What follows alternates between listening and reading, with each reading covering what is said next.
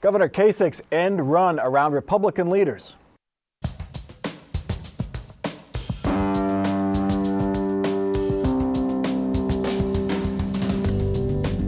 From the Battelle studio at WOSU at COSI, this is Columbus on the Record. Joining Mike Thompson this week, Laura Bischoff, State House reporter for the Dayton Daily News. Bill Hershey, retired State House reporter. Dale Butland, communications director for Innovation Ohio. And Terry Casey, Republican strategist. The thinking is the state legislature would approve John Kasich's plan to expand Medicaid if it could vote on it. Democrats and moderate Republicans would team together to pass it. But conservative leaders in the House and Senate refused to let it go to a vote. So the governor will try to go around them. He's going to go to the state controlling board to expand Medicaid. The controlling board okays minor changes to the state budget after it's approved. It has 7 members, including 1 appointed by the governor. There are 4 Republican lawmakers and 2 Democratic lawmakers. Assuming the Dems and the governor's appointee vote for the expansion, Kasich needs 1 Republican to support his plan. Terry Casey, the Democrats in Washington in particular, Republicans in Washington complain that the Democrats and the president rammed through legislation. How is this any different? Well, the main thing is they're actually getting it done. And my prediction, it'll be a 5-2 vote. There'll be a couple Republican legislators support it. So the main thing is it's happening, it's getting done in Ohio, and that's important because of the dollars it yields to the hospitals, the expanded care it provides. Is it fair to use this procedural move to thwart the will of the leadership in the House and the Senate? Well, sometimes politicians of both sides, what they say and what they want to have happen, there's sometimes posturing that goes on. Sometimes leaders will sign certain things that kind of let a little pressure out internally. So there's a lot of things. That's why people are warned with sausage and legislation. It's not always pretty how it's done, but the key thing is, what do you get done? Laura Bischoff, the controlling board is supposed to handle unexpected budget matters. We've been talking about this for almost a year. How is this an unexpected This is definitely budget an matter? expected matter. And, typically they'll approve contracts that come up after the fact, special counsel items, things for universities. It's not unprecedented. Tom Sutters had a column recently that pointed out that the controlling board approved spending $100 million by the Ohio Department of Education for Race to the Top grants. That was something that kind of came together after the fact. Had some say over spending of federal stimulus money. But this is a little different because it was something that the governor included in the budget, the House took out, and then they explicitly said, we don't want to do this.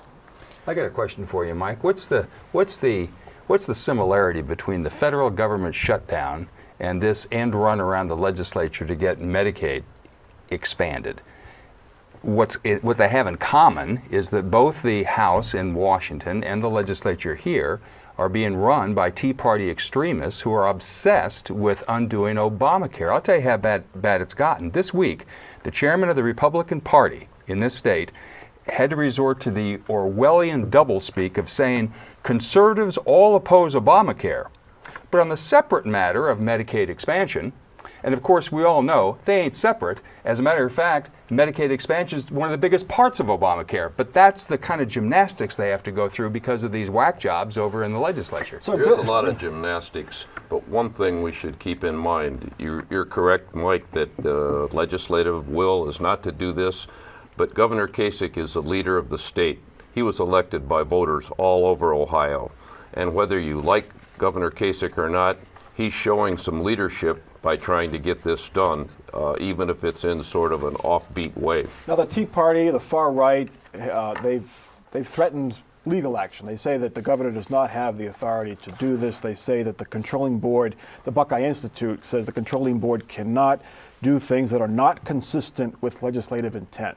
Terry, is that going to be a problem? Are we going to get tied up in lawsuits now over this? Well, anybody can file lawsuits, and anybody that's got a law degree can have an opinion and write something down on paper. But those 2 people from the Buckeye Institute, they don't wear robes, and they don't sit on the Ohio Supreme Court.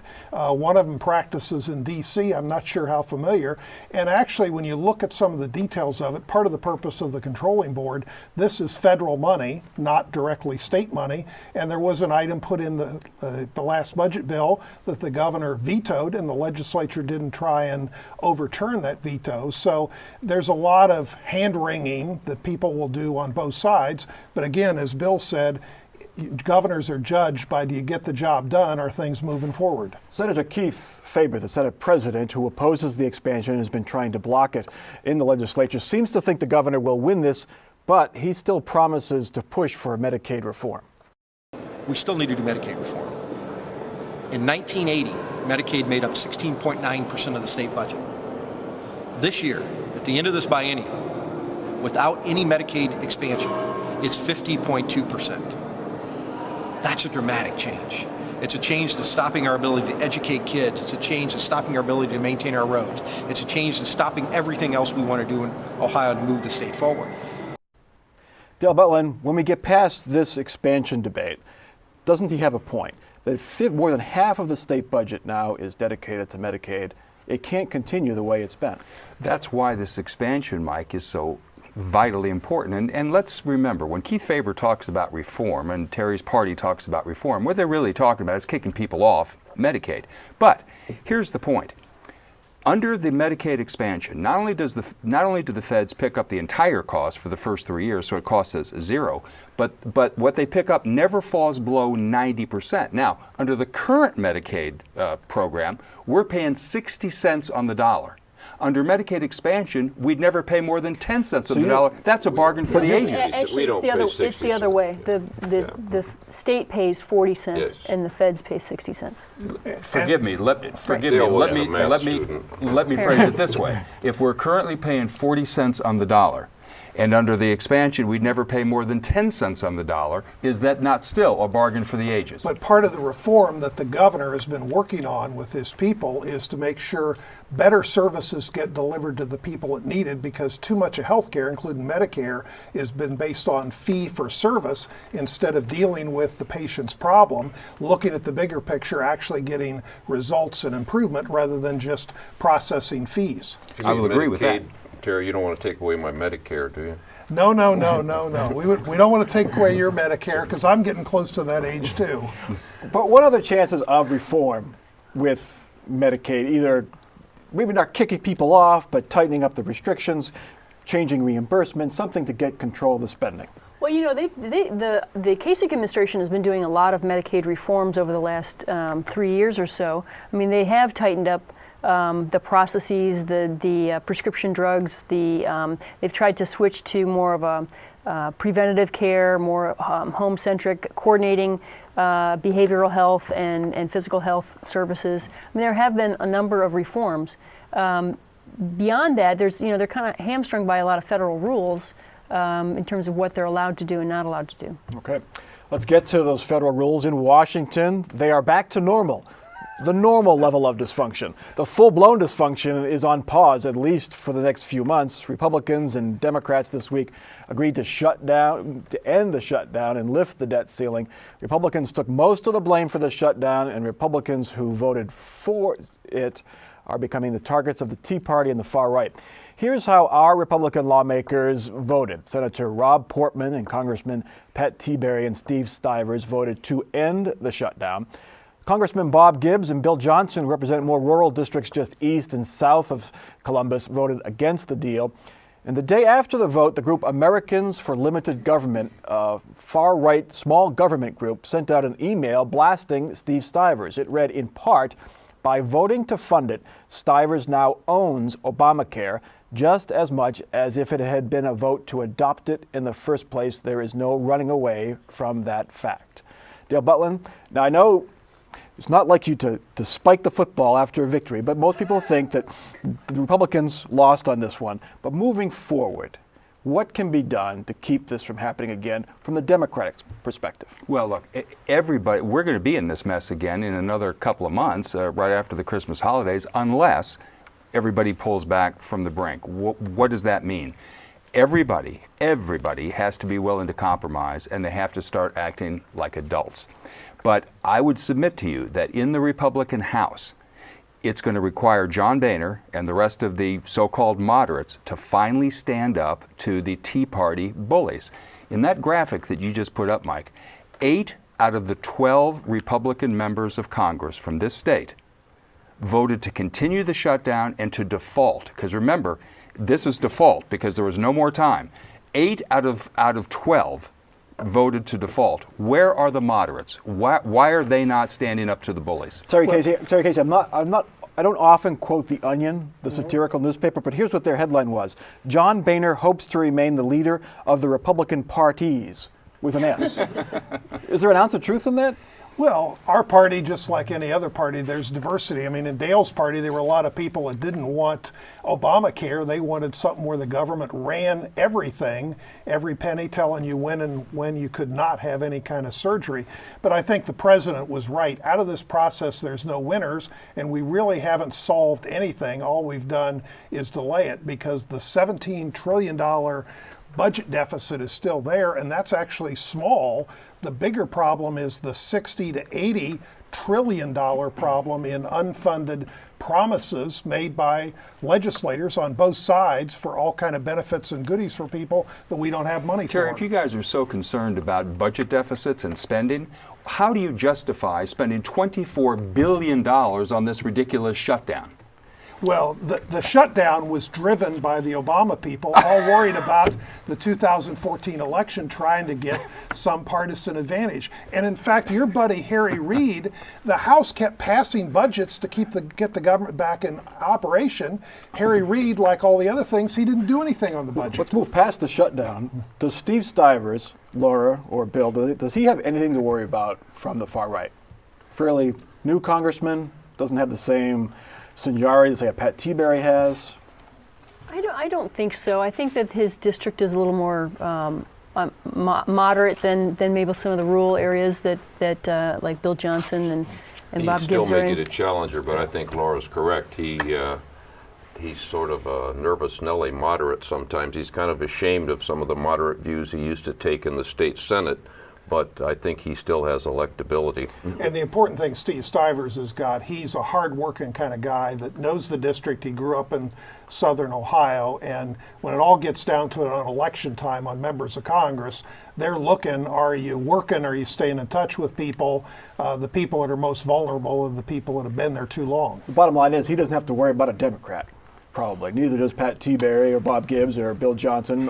And Joyce Beatty doesn't have to worry about a Republican because of the map that's been drawn. The way they're gerrymandered. And that's the root problem of this. That goes back to the question you asked Dale. Because of the way the districts are gerrymandered, I don't think that things are going to change in a month or two or when the election comes up, because unless they do something really awful, these people are guaranteed re-election for life. But one thing that I don't think there will be an agreement as long as Ted Cruz is running the Republican Party in Washington and they are determined to try to get rid of Obamacare. That's a deal breaker every time they get together and try to negotiate something. So the conventional wisdom is, as we've just heard around the table, that because of the gerrymandering, Republicans don't really have to worry about elections. I've looked into this a little bit, and while it is true, there are only 17 Republican House members that come from districts carried by President Obama last time. It's equally true that all we need to do, all the Democrats need to do is take 17 seats, right? There are roughly 40 seats that are relatively competitive in northern states like New York, Illinois, Pennsylvania, and so forth. The Republican Party right now has an approval rating of 24%. Bill McInturff, the Republican pollster, told them, we can't hold the House with an approval rating of 24%. Next year's a long time away, but if they keep doing crazy things, that could happen. And that's the whole game the Democrats have been playing instead of coming to the table and honestly talking about the budget and how we solve it. That's Terry, the preposterous. Democrats aren't going to come to the table and talk about dismantling or delaying Obamacare. That's the deal breaker. Why should the president come to the table and discuss dismantling or delaying his health care plan when he's been elected 2 times? Well, but his health care plan, if Ted Cruz hadn't done his stupid little maneuver, we'd be talking about why is Obamacare, the sign up and the operation of it, why is it so screwed up? We can talk about that in a minute, Terry. That was a tactical error by the Republicans. But here's the point. Terry, your party is perfectly within its rights to try to repeal, delay, or defund Obamacare. What you're not entitled to do is to shut down the government or threaten economic harm to the country if you don't have the votes to get your way. All right. It's not as bitter as the fight in Washington, but the divide over the Columbus school levy is getting pretty deep. The schools are looking for a 24% increase in Columbus schools taxes. School leaders promised to use the money to reform the scandal-plagued district, which has scores of poorly performing individual schools. Opponents don't like the price tag, and they want school and city leaders to fix the schools first and then ask for the higher taxes later. Bill Hershey, I moderated a forum in Clintonville that got pretty hot this week. What do you think is the biggest challenge that levy supporters face in the last few weeks of this campaign? Money talks, Mike. And this report this week from the Columbus City Schools treasurer that next year the schools are going to have a surplus rather than the projected deficit, that is a big problem because people understand that. They know that if this levy passes, they're going to be paying, I think it's $315 a year more per $100,000 of valuation. They can count that. They don't know that the house has been cleaned yet, and now they're asking for more money. If they needed money or could show that they did, that's one thing. But this is, it's going to be hard for them to overcome, I think. And one of the big question marks, I was 14 years on the Board of Elections here, and this municipal election year with no statewide issues, no big high-profile county-wide issues to draw out voters, it's a question of who turns out. And to the credit of the people trying to pass this tax, they feel they're going to take the game plan from passing the 2009 city income tax hike, from the Joyce Beatty primary, and really try and target their voters. So the big question is who turns out, and the other variable is we've got two issues on the ballot, not one, and there's actually real opponents out.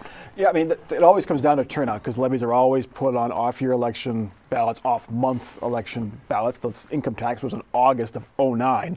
But the mayor passed a tax increase during the height of a recession. Dale, can he do it again with the school levy amidst all of this bad news with the schools? Maybe, and I hope he does. I think Bill put his finger on one big problem, which is that there's no longer a deficit. But I'll tell you what I'm hearing. I know people who have never voted against a levy, but are planning to vote against this one, and their concern is the money going to charter schools, the local tax money going to charter schools. Now, as I understand it, Columbus gets about $223 million a year from the state for the district. About 90 million of that goes to charter schools. And roughly half of that, about $40 million, goes to charter schools that are performing worse than the district schools. So I hope this passes, but if it doesn't, I hope Mayor Coleman can go to the legislature and say, I tell you what, how about I take the $40 million that you're giving me in state money that's going to poorly performing charters, let me and my commission allocate that toward better performing charter schools with best practices and so forth. Maybe that's the way around this. Are other charter schools and other school districts, Laura, around the state watching this? Because the state legislature had to approve this proposal to say you could use local tax money for charter schools. So I assume other charter operators are watching this to see how it goes. Well, certainly, and Columbus is a really big district, so it would be a good case study to see how it plays out. So what are the odds that this? I mean, what's going to be the key? Is it turnout? You just watch turnout. It is turnout, but the mayor, as you said, got income tax increase passed. This is a different election. It's a school election, and these are not the same voters, or they're not thinking about the same thing. To his credit, Mayor Coleman has taken leadership on this. It's a risky thing, but that also illustrates a problem. The school board has no credibility because of the data scandal. So it's the mayor or nobody. And I think that program you did up in Clintonville, he's seeing how people react to school board issues. They get right in the face of people. It's not like an at-large city councilman or an at-large mayor. They think they have ownership. And the difficulty is with a November election, even though there's not a lot on the ballot, people kind of know when it's November, it might be election time. And to the credit of the Dispatch, they've done a lot of coverage of this issue, including reporting some of the problems this past week on the budget and the meeting that you were at. The thinking is that if it doesn't pass, they go to the ballot in May.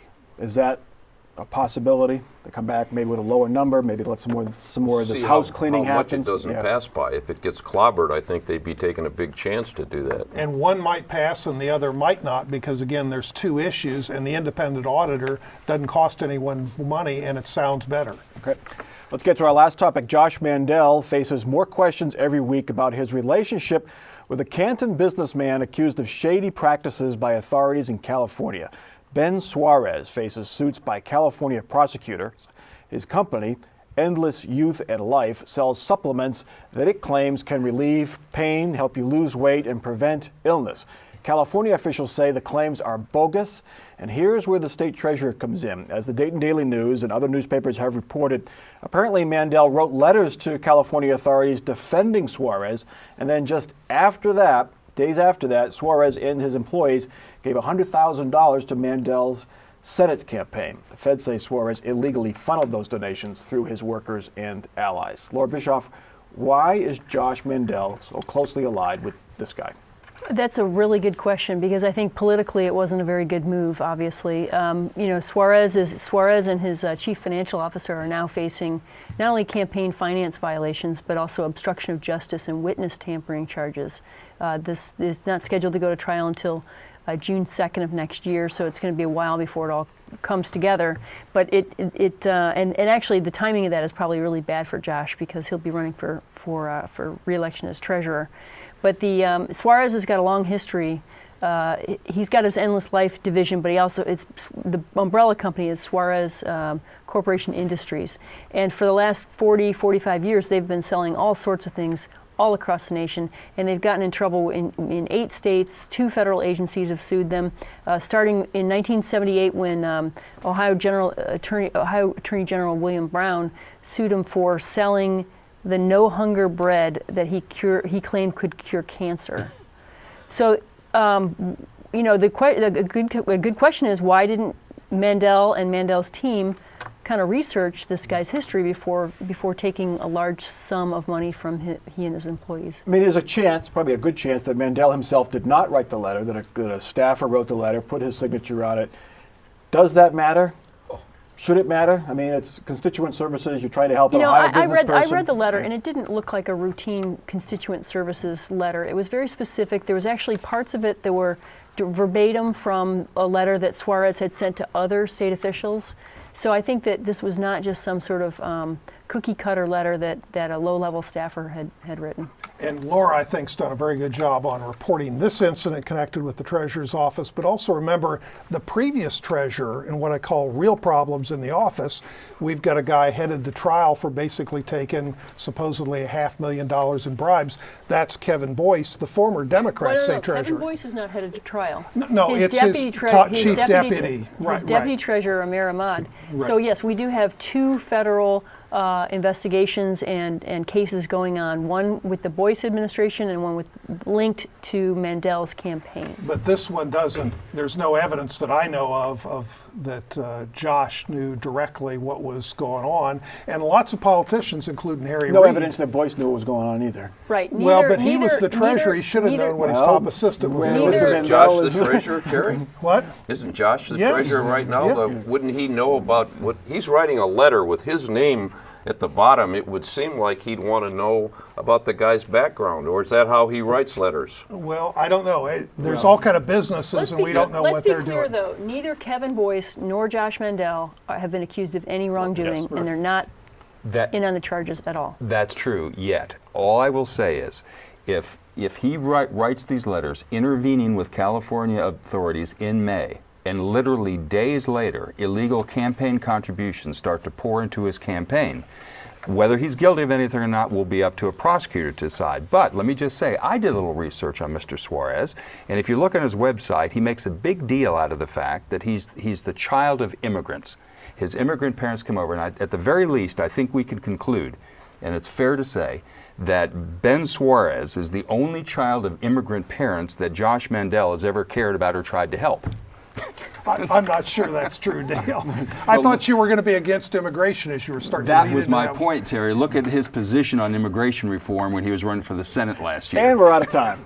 We've got to get to our off-the-record final parting shots from our panel. We'll let Terry Casey go first. I'm going to lead off not so much with a prediction, which I already did on the controlling board thing, but Wednesday, Laura and I were both at a big event for Dick Finan, honoring him as he completed his time. But Dick Former Finan Senate President. Deserves a lot of credit because he was the main guy pushing the great restoration of the State House, making it look classy, historic, very nice, great job, good honor. Dale.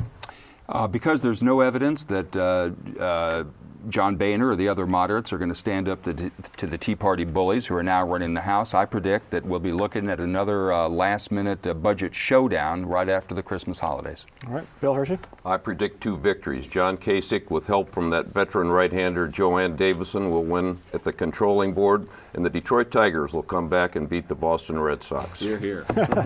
And Laura? Here's my prediction is the audit of Jobs Ohio from the State Auditor's Office will come out sometime between Halloween and Thanksgiving. This is going to be a look at the spending before the General Assembly shut out the Auditor's Office. All right. Sorry, Bill, the Sox are going to beat the Tigers. Or they will have already beaten the Tigers when people see this on Sunday morning. And this week on 89.7 NPR News, we're doing a week-long look, critical look at the Columbus School Levy. We're going to look at where the money's going, what the promises are, and how they match up with the ads that are being run. So it's a good series, and it'll be on our website as well, WOSU.org, so check it out.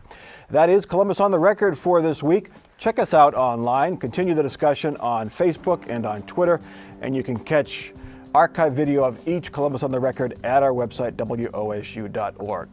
For our crew here at WOSU at COSI, for our panel, and for that fly that's been flying through the shot all show, I'm Mike Thompson. Have a good week.